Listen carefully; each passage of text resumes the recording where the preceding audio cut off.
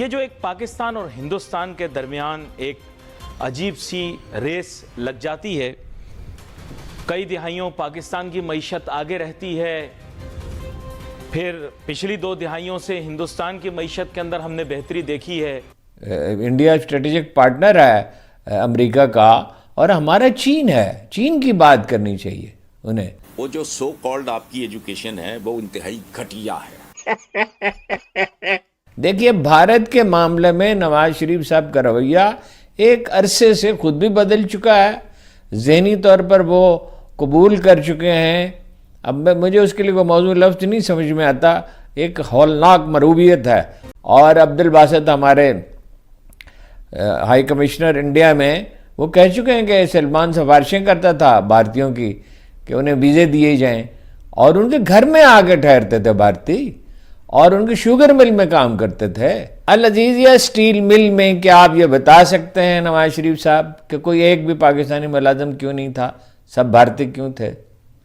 और क्या वो बता सकते हैं कि वो काबुल से आगे तक रेलवे लाइन क्यों बिछाना चाहते थे भारत कोयला भेजने के लिए? क्या ये बात गलत है? क्या ये बात गलत है कि वो किसी से मशवरा किए बगैर मोदी की जश्न ताजपोशी में गए, जबकि कोई भारतीय लीडर नहीं आया पाकिस्तान में उनकी दरख्वास्त के बावजूद? तो बात यह कि हमें नोट मिलते रहें तो हम खुश रहते हैं। अब समझ जाओ, अगर नोट चाहिए, IMF आएगी महीने के आखिर में, अपनी बातें मनवाएगी, आपकी उस्तादियां नहीं चलेंगी। हम ये कर देंगे, हम वो कर देंगे, हम इस तरह ले आएंगे, उस तरह ले आएंगे। ये स्टोरी टेलिंग यहाँ पे चलती है। अमरू अय्यार की कहानियां, अमरू अय्यार ने अब बिल में से ये निकाला और अंगूठी निकाल के पेश की, और फिर परी उसके साथ शादी करने पर तैयार हो गई। ये अब द्योमालाई कहानियां यानी फेरी टेल्स हैं, या IMF वाले नहीं सुनेंगे। सही है, ये पार्ट 1 हो गया, इसको करो साइड पे। बात ये है कि यार मैं पड़ोसी मुल्क की बिल्कुल मिसाल नहीं देता, लेकिन उनमें क्रिएटिविटी का एलिमेंट है, आप मानो नहीं, आपकी मर्जी। लेकिन उन्होंने क्रिएटिविटी का एलिमेंट यूज़ किया। उन्होंने किस तरह भी करके नए नए अंदाज के अंदर अपनी एक्सपोर्ट को बढ़ाई। आप अपने मुल्क के अंदर एक्सपोर्ट बढ़ाने में कामयाब नहीं रहे, सॉरी, नॉट माई मिस्टेक। आपके पास ट्रेडिशनल और नॉन ट्रेडिशनल एक्सपोर्ट बढ़ाने के 1000 ज़राए थे, आपने मेहनत नहीं की, नॉट माई फॉल्ट, मेरा काम नहीं है, मैं एक अदना सही करूँ। मैं शुरू से ये बातें सुन रहा हूँ, साहब यूँ हो जाएगा तो एक्सपोर्ट बढ़ जाएगी, $100 बिलियन हो जाएगी। ये काम आपके करने के हैं, बोलने के नहीं हैं। एक तो आप लोग बातें करने के बहुत शौकीन हैं। और तरक्की मोटरवेज नहीं होती, ऑरेंज ट्रेन नहीं होती, जो एक बोझ है और ऐसे हालात में बनाई गई है कि वो कर्ज़ों का बोझ पहले ही बहुत ज़्यादा था, और अब उसकी हर साल 10, 12, 15 रुपये सब्सिडी देनी पड़ती है, और उसके लिए बसें सवारियाँ ढोती हैं, वो भी सरकारी खर्चे से मंगवाई गई हैं। और ना इनकी कोई जंगला बसों की ज़रूरत थी, जिसके लिए एक सड़क का एक तिहाई हिस्सा घेर लिया गया है। तरक्की इसको नहीं कहते। इंडिया में कौन सी मोटरवेज थी, तो अब बना रहे हैं पिछले 2-4 वर्षों से। और बांग्लादेश में कौन सी मोटरवेज थी, उनकी शरह तरक्की हमसे ज़्यादा है।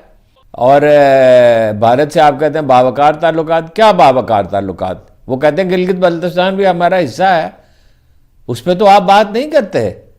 आज की तारीख में कोई कश्मीर के मुतालिक बात नहीं कर रहा, हर कोई इस वक्त फ़िलिस्तीन के बारे में बात कर रहा है। मैं कश्मीर के बारे में बात करना चाहूँगा। मकबूजा और आज़ाद कश्मीर के अंदर मौजूद तमाम कश्मीरी भाइयों को सबसे पहले तो मेरा सलाम।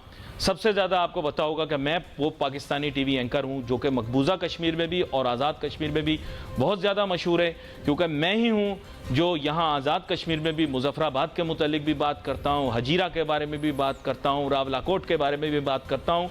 और मकबूजा कश्मीर के अंदर जिस तरह से हमारे प्यारे कश्मीरी भाई रह रहे हैं, जिन मुश्किलात का सामना कर रहे हैं, उनके मुतालिक और उनके हुकूक के मुतालिक भी मैं बात करता हूँ। और मेरी बात हिंदुस्तान में भी सुनी जाती है।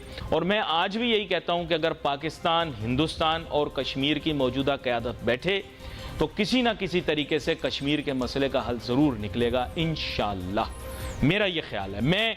I am a sane balanced voice from Pakistan. I believe there is a peaceful resolution to Kashmir. और मेरे ख्याल से ज़रूर अगर पाकिस्तान के नेक नीयत लोग, हिंदुस्तान के नेक नीयत लोग हर जगह होते हैं, हिंदुस्तान के नेक नीयत लोग और कश्मीर की जो क़यादत है उसमें जो नेक नीयत लोग आपस में बैठें तो कश्मीर का मसला भी हल होगा।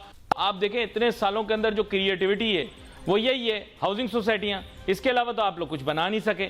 सही बता रहा हूँ, पूरा कराची से खैबर तक आपका बस चले तो सारा कुछ आप प्लाट बना के बेच बाच के निकल जाओ। उधर फिलिस्तीन वालों के ऊपर तनकीद करते हो, फिलिस्तीनियों ने भी तो यही किया था ना, इजरायलियों को जमीन बेच दी, फिर उसके बाद हाथ पे हाथ धर के बैठ गए। अब जनाब तमाशा आप देख रहे हो क्या हो रहा वहां पे। नहीं, मैं रियल बात करता हूं भाई, घुमा फिरा के बात नहीं करता। नोटू मिलते थे तो तुम लोग हर वक्त सड़क पे निकले हुए होते थे। इस दफा नहीं नोटू मिले ना तो कोई नहीं आए, एजाज भी निकल जाता था हर जुमे को। मैं पूछता था ये क्यों निकला भाई, वो कह रहा मुझे नहीं पता, बस एहतिजाज एहतिजाज। तो मुझे सब पता है भाईजान, नोटू मिलते थे काम। ये चीजें हैं, बोलनी नहीं है, बोलनी नहीं है, ये बस बोलनी नहीं है, बोलनी नहीं है, दवाई खानी है, बस दवाई खानी, टाइम पे दवाई खानी, दवाई लेके आ मेरी चिंटू। तो बात ये कि जो चीजें हैं ठंडे दिमाग से सोचो, ये आ जाए बस सब सेट है, सब खुश है, यानी लाइफ खुशहाल है। IMF वाले जितने बापू हैं ना वो आ रहे हैं महीने के आखिर में, वो जो बातें उन्होंने कही है ना उन पर वो अमल कराएंगे। आप कोशिश करके खुश होके, थोड़ा सा आपकी मर्जी है, आप हो लें हैप्पी। हैप्पी होने में क्या बुराई है, one should be happy happy. लेकिन यह कि जब वो आएंगे तो वो अपनी शराइत पर बहुत सख्त होंगे। ये खबरों के पीछे नहीं जाएं, वो ये कह रहा है, ये कह रहा है, उसने ये कह दिया, इसने वो कह दिया। उनके कहने को होने से कुछ नहीं होता। जिसने नोटू देने ना उधार, उसने बताना है क्या करना है। उसने क्लियर कट बताया हुआ है, रियल इंटरेस्ट रेट पॉजिटिव होना चाहिए।